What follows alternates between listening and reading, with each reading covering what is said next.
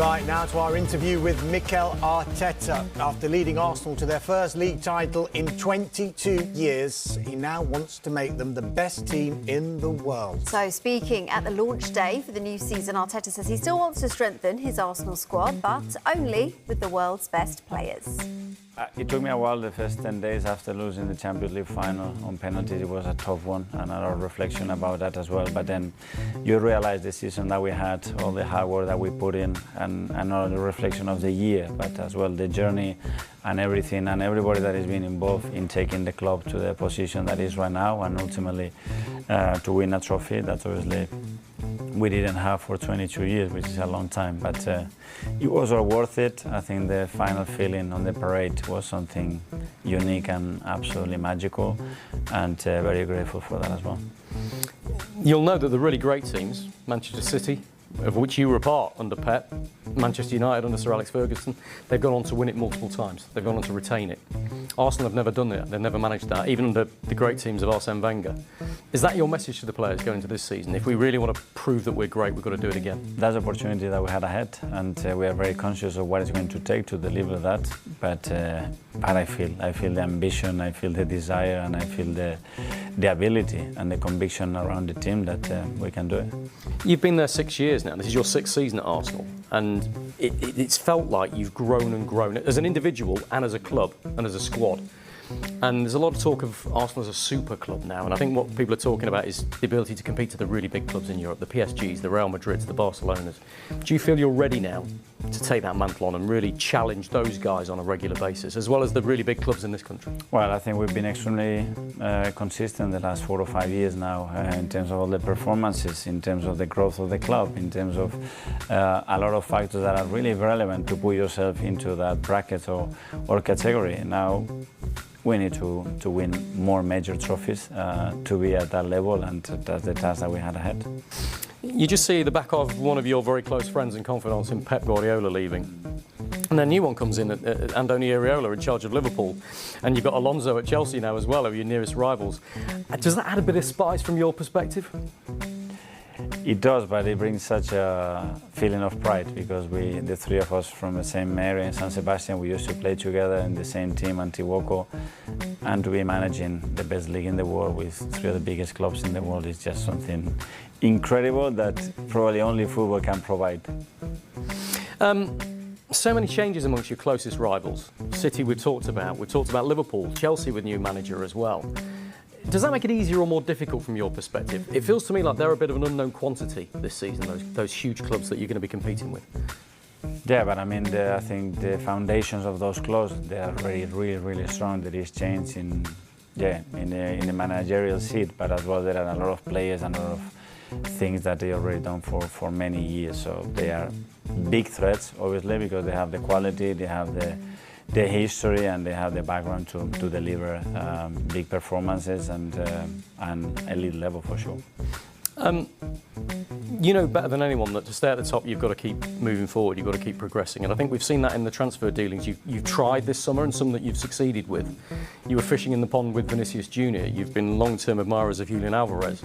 Is it those elite players now that Arsenal have to target? Because they've got to be better than what you've already got, and what you've already got is a team capable of winning the Premier League. Well, it's certainly the ambition of the club or the owners is to be the best club in the world, and in order to do that, you need the best facilities, the best stadium, the best supporters, you need the best squad and the best players in the world, and those are the ones that win you football matches, and the ones that can be decisive when it matters, and that's what we try to build with the actual players that we have, and it is the players that we want to sign to make the difference for Arsenal. Are you comfortable being the favourites? Because it seems to most of the pundits that I'm speaking to, you are outstanding favourites for the title this season. I don't know, you probably hate that, don't you? No, I don't. I think this is our opinion, and this is part of our industry, and that's okay. For me, it's when I look at the eyes of my players and I see that fire, that desire, and their will to be better every single day. That's the only thing that I care about. Yeah, he looks very focused and determined, doesn't he, Asmir? 6 years now at Arsenal, as Rob mentioned in that interview. Do the club deserve a lot of credit for sticking by Arteta through times that weren't great? Because Yes, he won the FA Cup in his first half season in charge, but it was 2 8th-place finishes, then a 5th-place finish before they, finish in the Champions League spots.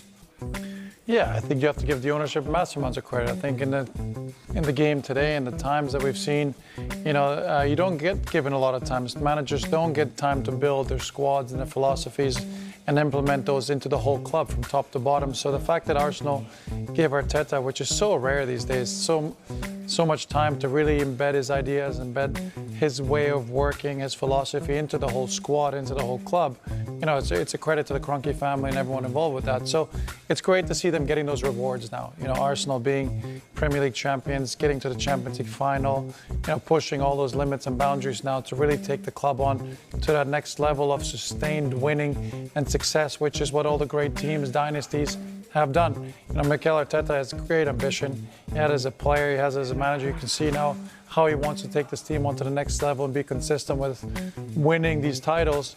And he's been given that platform by the whole club. So they're all pushing the same direction. And it's really a lesson for most teams is to see that given time, the right alignment, everyone pushing the same direction, this is the sort of rewards you can get. When Rob put it to him about retaining the title, he didn't waver, he didn't shy away from it. He seems very composed and confident, doesn't he? He really is. He's embracing that challenge. He's embracing that opportunity. I heard him say the word opportunity many times, and I think that's the way that they're looking at it, a way of them really kind of writing their own story, new chapter in the history books of Arsenal Football Club. So he's definitely determined. He has to lead that way, because if it starts with the manager, starts with the club, the players and everyone else will follow. Yeah, and Arsenal, of course, kick off their title defence against newly promoted Coventry City on Friday. And we can cross to our football correspondent, Rob Dorset, who's with the Coventry owner, Doug King. Rob. Yeah, thanks, Dharmesh. I have to say, this Premier League launch every season is a really nice, a pretty formal affair, but it's always special when you get to see the new guys, the new teams that have made it up into the Premier League. And seeing that Coventry City shirt in there amongst the other 19 was a special moment. And I suspect it was even more special for the chap who's with me now, Doug King, the owner and chairman of Coventry. Doug, to see that Coventry shirt there, after all you've been through, 9 years ago Coventry were in the 4th tier of English football. You're now back at the top table. It's a special day, isn't it? Yeah, it's a special day, a special week, because we commenced battle on Friday, and it's been a long period in between, winning the championship and kicking off again. Nearly 4 months, unbelievably. So we've had plenty of time to think about it, which is always great, because we like the expectation, especially when we're heading into the top league in world football. But guys are ready, and I'm ready, and we're excited. The last 15 years, decade and a half, have been extraordinary for Coventry. I mean, we've got a documentary that's coming out tomorrow. You're playing the premiere for us, called the Coventry City, the Fall and Rise, because in that 15 years, administration, the club was homeless for a long period of time. Just how rude is the health now? Just how positive a place is Coventry City Football Club? Look, I think it's in great shape, to be honest with you, because we've got it all together. We have a stadium, we have a team in the Premier League, we've invested in the infrastructure at the training ground. We've still loads to do, because for a long period, as you mentioned, there wasn't much investment, and so we're playing catch up at high speed, and it does feel like football is at high speed. I've only been, I think, in charge for 3.5 years, and wow, it feels forever. And the summer's felt forever, by the way. I could do with a holiday. So could my wife, by the way. But the issue is, listen, when you're in football, change happens. You've got to move quickly. Getting the stadium was critical for us, because it just said to everybody, we're not going anywhere anymore. We're serious, we're filling it, and obviously we have the seasonal seasons to be standing here today in the Premier League launch. How confident are you can stay up? How confident? I would say we're doing the most we can to give ourselves the best chance we can give ourselves. We know the task is high and difficult, and we know that 7 out of the last 9 have not met it. So my viewpoint is we're doing our thing. We've had, in my view, a good summer. We've got the boys back early, they're fit and ready. We've added some quality additions to it, I believe. We've hit the targets that we wanted, and we've got them in the house, which you never are sure you can do. So I'm feeling we can't do much more, but you never know until you never know. And we'll find out when a little signpost of that on Friday. The 7th signing yesterday, Tyrell Wanyi signing for you, which is an area that Frank Lampard wanted to address up front. any more in the pipeline? Is there still money to spend? I guess, is there something in your thinking that thinks, look, we've got to invest, we've got to be competitive, but you don't want to risk the family silver as well? There's always a challenge when you're spending, sizable sums of money on humans, on players who are going to come in and make your team better. You have to do that well, and you have to make sure that they have the ability to retain their value or grow, unless strategically you need them in your team to make everybody else grow. So I think we've looked at that very carefully, and we've tried to get the balance right. We've invested obviously a lot of money. You can do the sums. You don't need me to do that. 7 signings against a team that won the championship, and blend that in. We definitely went for people we felt who would make us better. And I think that was our sort of game. And I feel that we've achieved that to some degree, but there's still 2 weeks still to go. Still players to sign? There's always players to sign until there isn't, right? Until they shut the door and send you home. Let me ask you about the job Frank Lampard has done, because he's learnt his trade in the Championship and elsewhere. He's had to work very, very hard. As an elite player, it's not always automatic that you make it as an elite manager. He's done that now. He's proved it by getting a club into the Premier League. What do you say about the job that he's done and the manager you've got? Well, he's been in the Championship, hasn't he? But he's been in the Premier League as well, under, I would say, quite challenging circumstances on probably both of those, where you're a long way from your base. Let's say in Everton, you keep them up. The Chelsea situation was a bit fluid, certainly the second one. And now he's had a period where he's been with us, for a good period of time, nearly 21 months. He's got a good balance. I think he feels comfortable in the environment, and I think he's therefore able to demonstrate the skill set that he brings to the task. And you don't win a championship like we won without parachute payments. You don't win those unless you've got something and you can get the best out of a team of footballers who are very elite and talented, but you still got to get something extra out of them to win the championship. So he's shown that, and now he's got another major challenge. Can he keep us in the Premier League? How's he going to play to keep us in the Premier League? I think they're the questions that everybody wants to answer, and I'm sure he'll do his damn best to do those properly. Final question. There's some opening game, isn't it? To kick off the Premier League season against the reigning champions in their own backyard. Arsenal live on Sky Sports on Friday night. How do you look at that one? Clearly you're going to be very excited. Frank Lampard and the players are going to be very excited. Do you have to be realistic though, and if it's not what you want, if it's, dare I say, a heavy defeat, you've got to lick your wounds and say, look, okay, that's maybe par for the course, and we've got to take that and move on. Look, I think it's a tiny signpost, right? I mean, everybody's been preparing, and here's a moment to see, okay, where are we at the first go? And the first go is in the capital under the lights against the English champions. You're in the Champions League final. It was interesting. I was just out there and bumped into Victor Gyökeres, who obviously we sold to Sporting.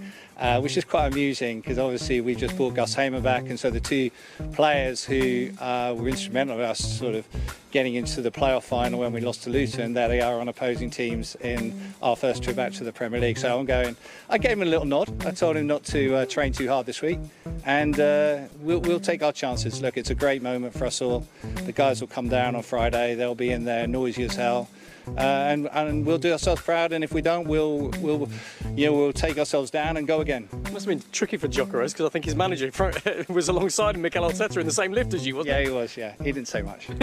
Doug, pleasure to speak to you. We wish you the very best of luck, and thank you very much indeed for talking to us. That's Doug King, the owner and chairman of Coventry City, one of the new boys in the Premier League this season. They're here at the Premier League launch. The big kick-off, of course, Friday, the first of 1,500 matches you can see live on Sky Sports throughout the next season. The excitement's building, I think it's fair to say.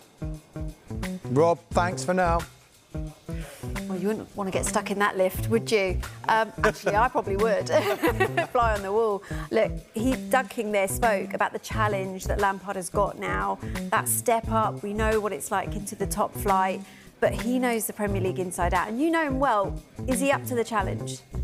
Yeah, I mean, he'll certainly be up for the challenge. I mean, Frank Lampard's one of the legends of the Premier League, and of course, as a manager, has really proven himself. And I think that was probably Coventry's biggest signing of the summer so far. For all the players they brought in, is to sign Frank Lampard to a new contract, keep him at the football club for the foreseeable future, and really continue to build that continuity. We talked about Arsenal earlier and what they built with Mikel Arteta, and fair play to Coventry. They've given Frank Lampard the chance, and now they want to continue to build. So it's a massive challenge for him this season, without a doubt.